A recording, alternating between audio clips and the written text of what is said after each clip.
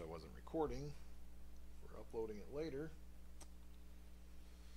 So anyway, for those checking out the recording, we've already kind of jumped ahead a little bit and finished up the center slipper assembly, got the drive shafts hooked up, the motor mounts pretty much in, finished up some of the trailing arm, or the turnbuckles, put together the CVD drives for the rear, and really just trying to finish up steering and get everything else put together and get this thing done.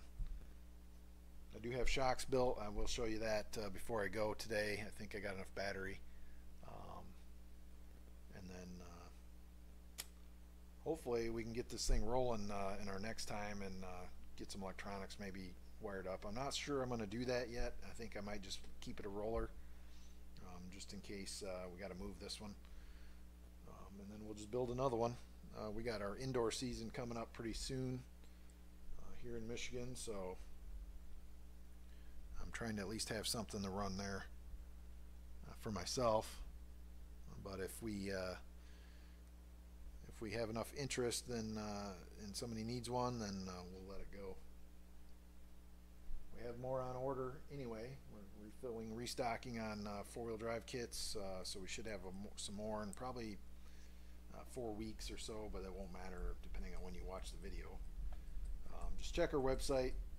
We have live stock status there. It tells you if we have it in stock or not. You can send us a message if it's not coming up for some reason, which lately it's been pretty good. Or you can find, if we have them, you can find us listed on some of the marketplaces around. So, and if you do buy a kit, this is one of the things we've been working on, and I've really been thinking hard on this of what to do. I really didn't want to turn this into some sort of team thing for the PR stuff, but it sounds like we're going to have to do that more and more. Just too many people out there trying to sell stuff and have no clue of the technical side of the cars. So I think we're going to be starting a private group. It'll be basically a website, pretty much like Facebook. You basically are invited or need to request access, and then we will grant that access based on your purchase of a kit, and that'll be up to 6 months. And then after that, we would like to see you come back and get your spares, your parts, your wheels, bodies, things like that, stuff you're going to normally go through racing these things. Get that from us and we'll keep you a member. What being a member is going to get you, now I feel like I'm one of these commercials, what that's going to get you is basically technical assistance from an engineering standpoint. So if you're having a certain problem with your car and you're looking to find some ideas, we can certainly help with that. We'll have some basic setup tuning adjustment sheets on there. Probably have some setup sheets, but again, most of the guys running for us right now are in Michigan, and we have very slippery tracks here compared to the rest of the world, I guess, at this point.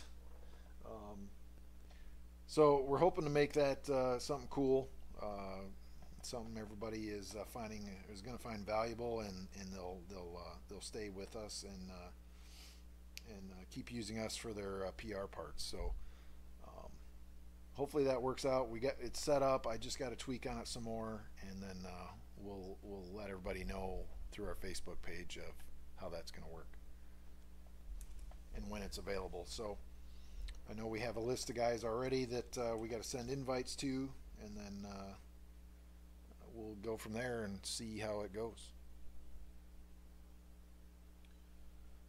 Alright, so let's get the front bolted up and finished off here. We got to put the sway bar on. We didn't do that last time. Catching up with some of the stuff. We got to get some turnbuckles on it. The front we can put the turnbuckles on, but again we're going to be stuck with how we snap the ball cups on. And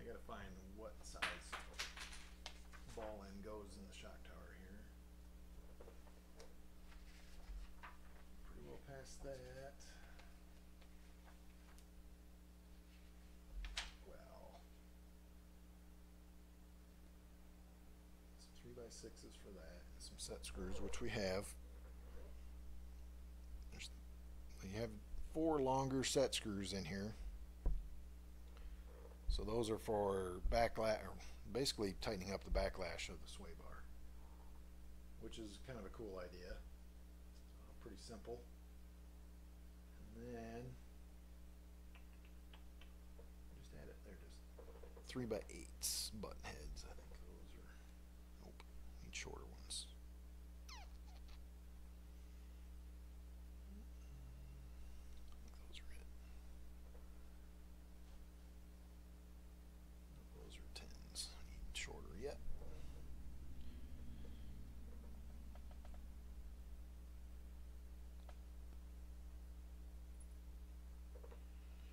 And again, we're sorting through the hardware here. It's sometimes you find what you need right away, other times you gotta kind of look for it.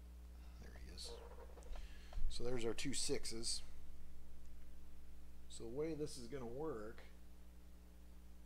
is our square goes there, our screws go in the bottom.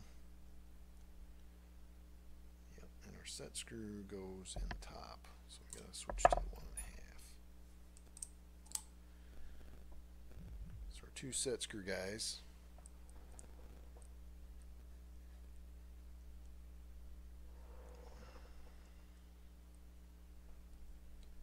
We're going to go on the top. Oop. Go on the top of this little guy, and then it's going to preload your sway bar in the sway bar, the channel for the sway bar in the front gear case. You can see him kind of poking through on the top. So that is going to set the backlash in your bar.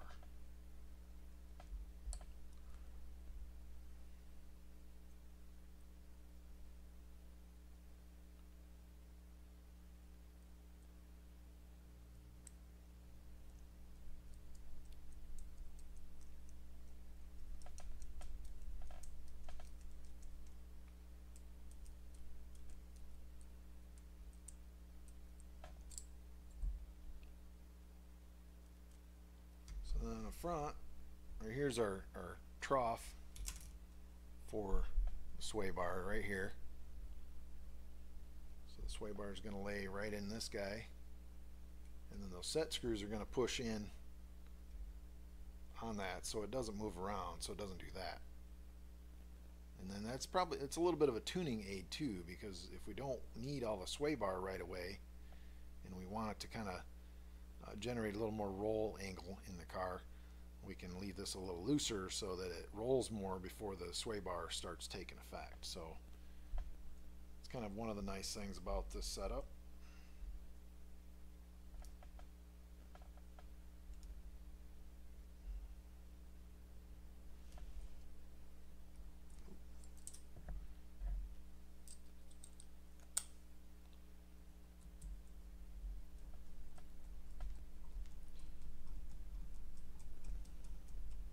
Doesn't take much. There's not a lot of thread on the front, so don't just tighten it right down, because odds are you're going to strip it almost instantly.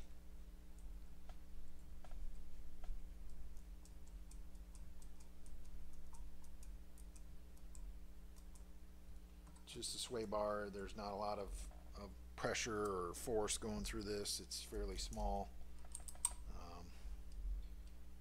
So it's just one of those things that you don't want to force it and end up messing it up to where it's going to hurt your performance. So actually, if we leave that off, we can kind of set and feel the preload. You don't want to get it tight to where it binds up. It's probably too tight there. We want it to be nice and free. We just don't want this thing so loose that it moves around on us. Might do it. That's about flush with the front of the molded piece. And your links here, we've already tried to make sure they're the right length both sides. So now we do that because this one's got to be rotated a little bit more. Probably pop off the ball stud in there. We do that because we don't want any preload left or right on the sway bar. This guy's going to be a pain. I can see that already.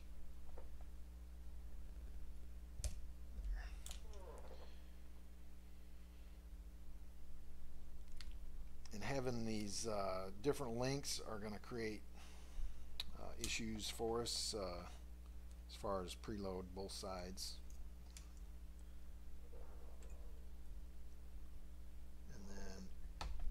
The length that we have the sway bar mounted also plays a role. So this guy here, we want to make sure these are both the same, as close as we can, the same distance away from the pivot up here. Because if you have one way up front and one way over here, this is going to be a softer bar than this side. So it's going to really screw up your handling.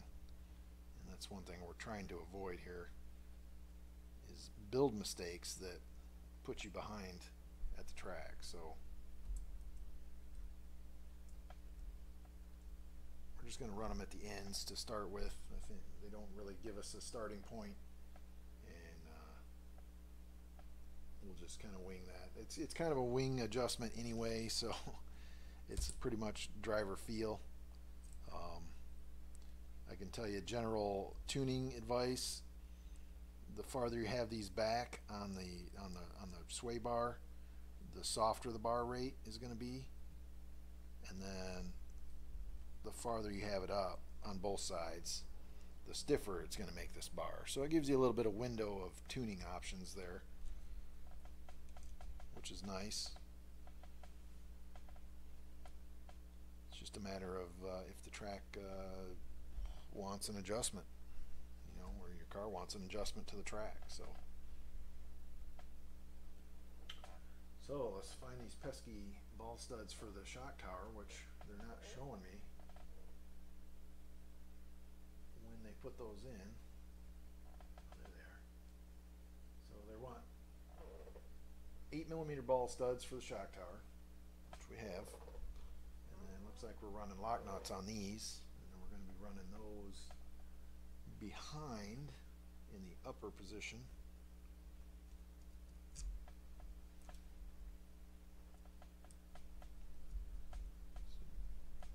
Don't forget, we're just basically setting this up like the kit is wanting us to. So my assumption is the setup's going to change for the tracks we run on. And I would assume that you may need to change yours a little bit unless you're running pretty high bite tracks or even carpet maybe.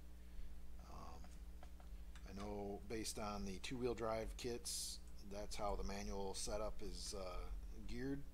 It's for the high bite tracks. So we've done quite a bit to help those out in the last year. As far as our racing goes.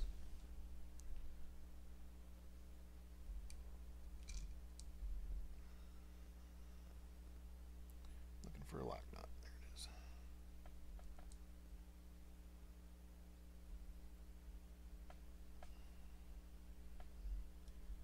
Working a little over an hour on this one. We might go hour and a half. I think we might have enough battery. So I at least want to get to building the one shock, and then maybe we'll leave the steering and the final adjustments or the final tweaks till last for maybe a part 4. I think 4, 5, 6 hours should be plenty for someone that's experienced putting these together. You might end up 6, 8 hours if you get stuck on something. It's pretty easy to do. Sometimes, especially with some of the manuals. I mean, most manuals are going to show you basically the pictures of how things go together, and then it just comes down to being able to figure that out quickly.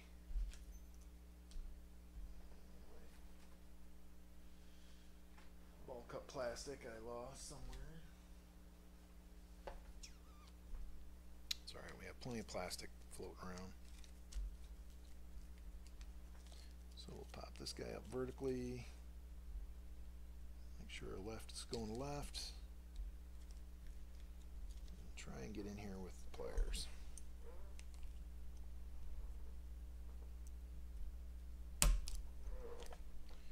Just like that.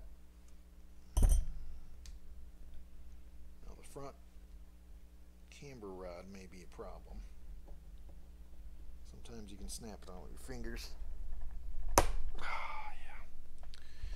And pull a muscle at the same time. Other times you won't be able to get it on. So this is going to work out this time because we don't have to cut these, I don't believe. Nope, but they are pretty tight on the adjustment. So even if you trim maybe a millimeter or so off, that'll give you some adjustment to get the camber you're looking for sure. Yeah. Leaving a mark on my finger from pushing that in. And then we're just kind of eyeballing it right now. We got a setup plate we can use later on to tweak everything in. They don't really give you a starting camber degree. They just give you a length on the tie rod.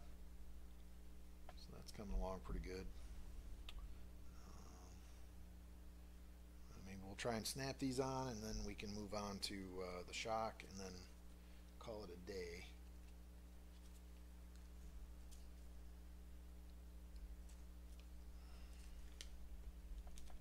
Help somebody move into their new house this morning, so a little bit of heavy lifting already today.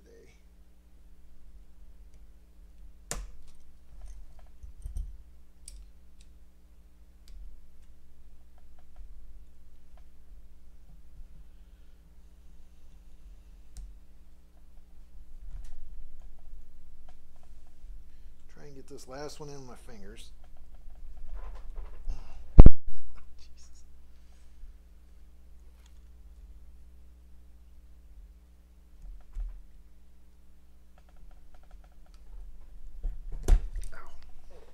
All right, well, we'll leave that for later. Take a chunk out of my thumb, so don't do that. All right, well, anyway, we're pretty much there. We got to finish up the steering in the front. PR did release, or almost releasing, a new steering setup. It's a billet swing arms with some carbon arm attachments, so you can change the length of the arms and where the rack is. Pretty good idea. Nice and light. So we got some of those on order. Hopefully we'll get those with our next order, and we can play with some of that when we get running this thing. Otherwise, shocks are built, so I got front shocks already done. These are an emulsion shock, so they don't have the bladder in them. You can hear there is a little air in them, but you're going to get that. No matter how hard you try, you will get air in them. The rear's done, so we're going to build the last rear real quick. These are super easy. You just got to take your time. Make sure you got all your parts, which I've probably picked up some of the parts I need with my arm and dumped them on the floor today. I'm sure I have. So hopefully I can find those.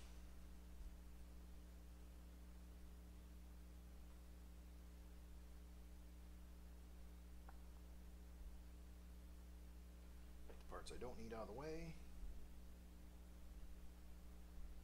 O-ring. This guy.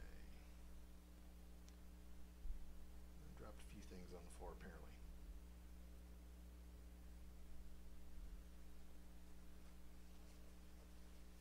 It'll probably be a sec, guys, before we get this together, so just hang tight for a minute. We don't have any extras right now, so look around.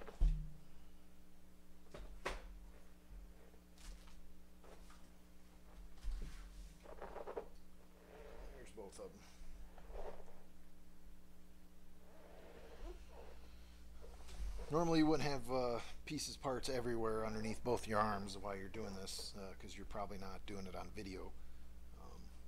So anyway, found all of our parts. It's real easy. There's a scraper washer. It's got a little lip on it. That goes in, lip goes in so that it pops out on the inside, and this bottom side would be flat. It's going to be hard to show you that, but so anyway, the inside there shouldn't be anything other than a flat surface in there. We got O-rings. I already dropped a couple drops of oil, shock oil in here, so they're already pre-oiled. We do have an extra one, and that's got some sort of extra burr on it. So pop him in just like that. And we got a spacer bushing that goes in. And our last one. Now some guys will pack this with green slime, green grease, trying to keep the air out of it, but eventually the air is going to work back in anyway. So it's just best to make sure you're doing this every so often, keep everything clean, and then your shocks will be as consistent as possible. There's another one of these little step washers that goes on the bottom, and this is going to be the preload washer.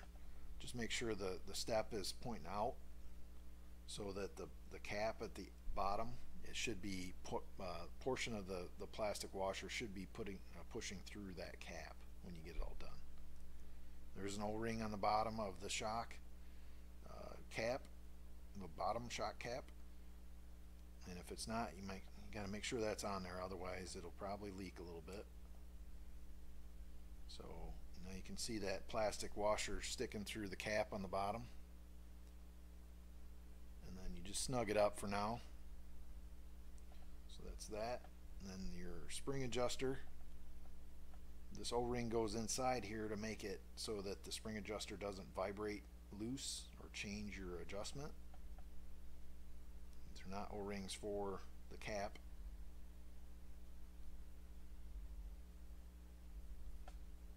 You can put it on now. I like to leave it off because if I get shock oil everywhere, then I'll be hating myself the rest of the day.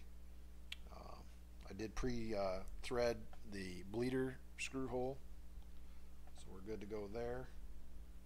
I do need to find the correct spacer for the shock shaft because I had one and then it disappeared. It's probably over here now. They do include a couple different plastic washers. The washers for the shocks are a different inner diameter, so this guy fits on here, these other ones don't. So you want the one that fits. Don't try and make these other ones fit. And this should be a 1mm spacer underneath the piston. I also had a piston floating around and that has walked away, but I believe that's on the floor. So let's jump back to the shocks. Those are toward the back of the manual a little bit.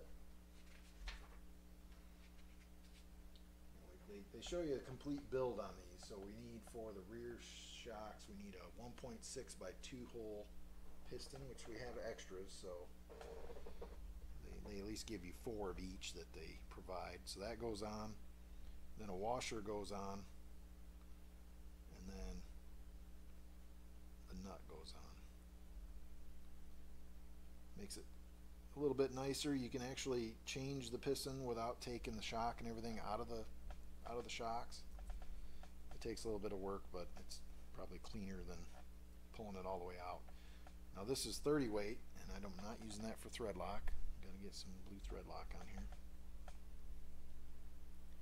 They do give you some 30 weight shock oil, probably a little stiffer than what we're going to run in the end at our local track, but for you guys, it could be the hot setup right out of the box. We're going to tighten this up on the shock shaft, and we're going to need this other screw, or this other wrench end over here. And then don't go grabbing the shaft with a pair of pliers, a normal pair of pliers. You need a good set of shock pliers to make it work right. And and not scratch anything. You just grab onto it and you can pretty much tighten it down as far as you want to go.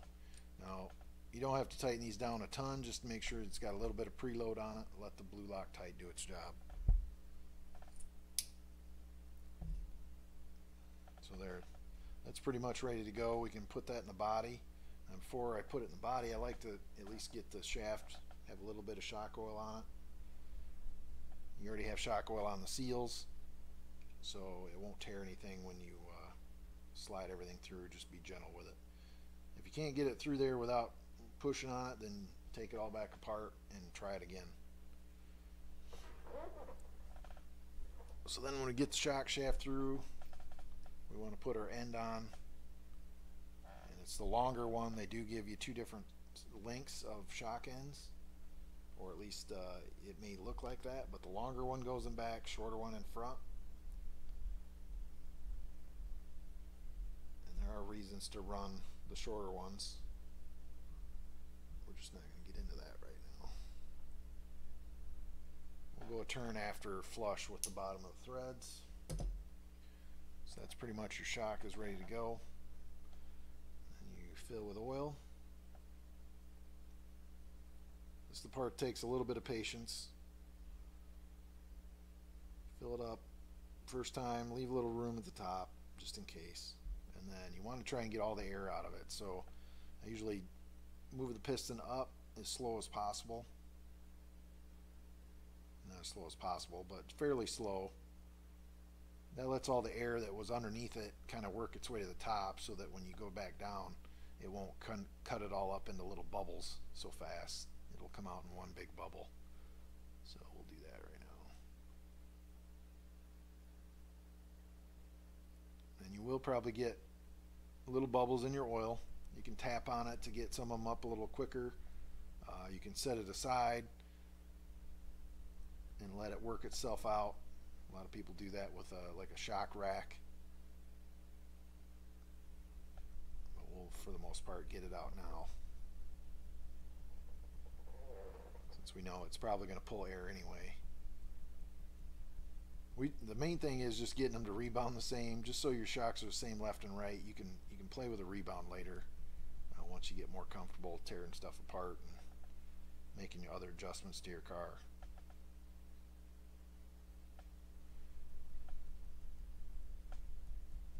Got a couple little more bubbles in there. We can finish off and fill up pretty much to the top.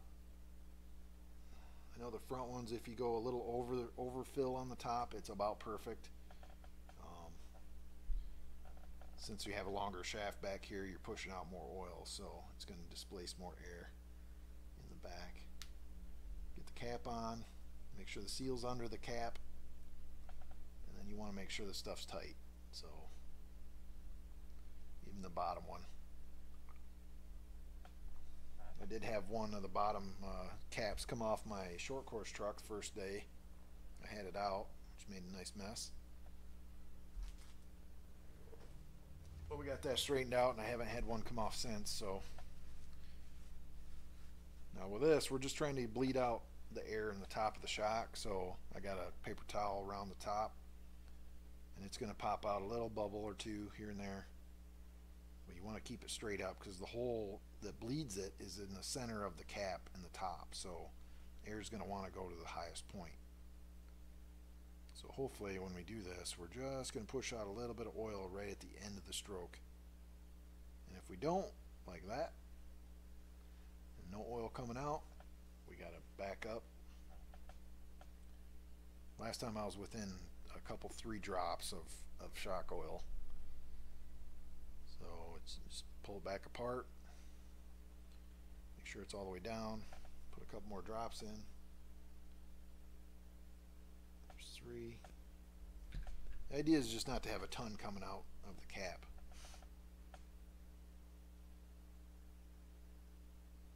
So we get our oil back to where it's not going to dump out on us. Tighten her back up.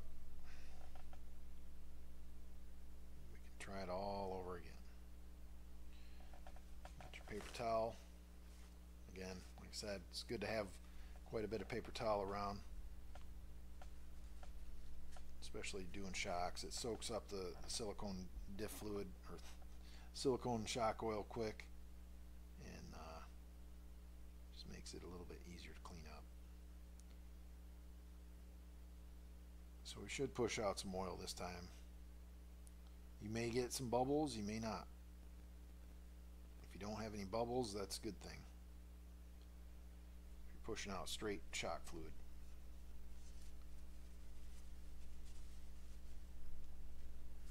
So we clean that up a little bit. We get our bleeder screw ready to go here. He's floating around right here. And 1.5. At this point, you just don't want to move your shock shaft because you got all the air out of it. You got the oil at the top. You just want to hold it all together and then put your bleeder screw back in.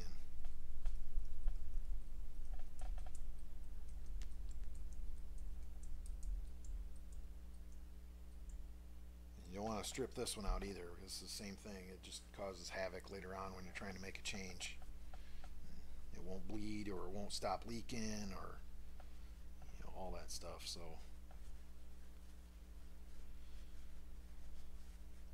again, patience when building shocks and diffs and doing setup. So it stays pretty well stuck, and then it rebounds in, right? So ideally we want it to rebound just like our other one for a starting point. So this guy we've already built. Push him in, he rebounds good, almost 1/2 inch. So put him down.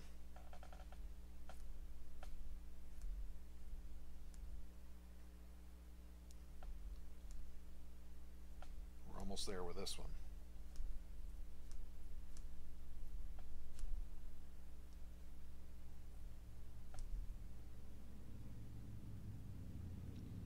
So ideally you want that to rebound the same, but again, it's all a matter of how much air is in the shock and how much gets by the seals, like right out of the box. And if you get it to where it's not rebounding enough, then you got to put more oil in it, or probably more air in it, really. But we don't try and do that. We try and at least, this one does have more air in it. So ideally we would basically re-bleed this one. We might as well do that now if we got a little bit of time working, 1.5 hours. We're about dead on battery, so we're probably going to call it right there this time, guys.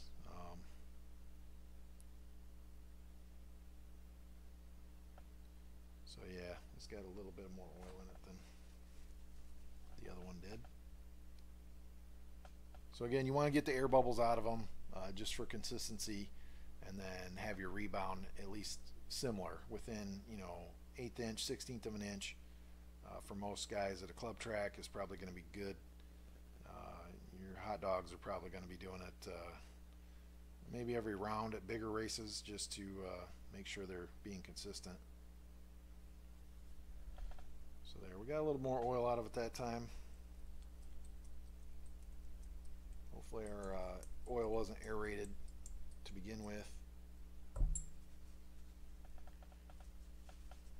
And our other shock is rebounding a little over 1/8 inch.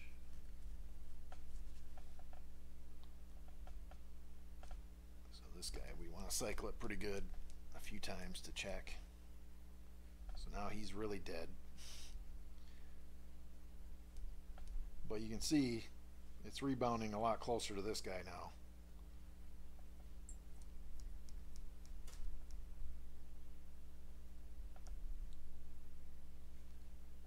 So the bladders, if you're wondering about what the bladders do, the bladders are going to actually rebound more and take some of the dampening rebound force away. So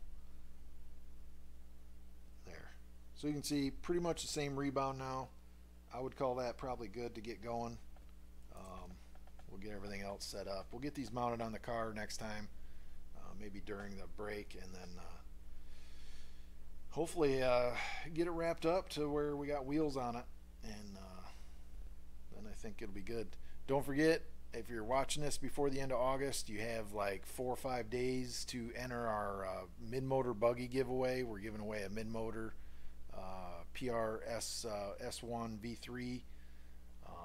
You gotta go to the announcement post on our Facebook page where we announce the giveaway. Like that post. Actually, no. Like our page. Go to that post. Share that post, and then comment on that post. Just 3 things is all you got to do, and then you will be entered to win. We will do maybe a live drawing. I'm trying to get everything set up into an Excel spreadsheet so we can draw a number randomly to select a winner, and we'd like to do that in front of you guys, show you the calculation and everything. So if you're watching this right now, do that today so that you're entered. You can only enter once, but otherwise we'll be giving that away in 3 or 4 days, end of August. Look for our other announcements too about the private support group. We're working on getting everything that PR is releasing or has released in the last 6 months.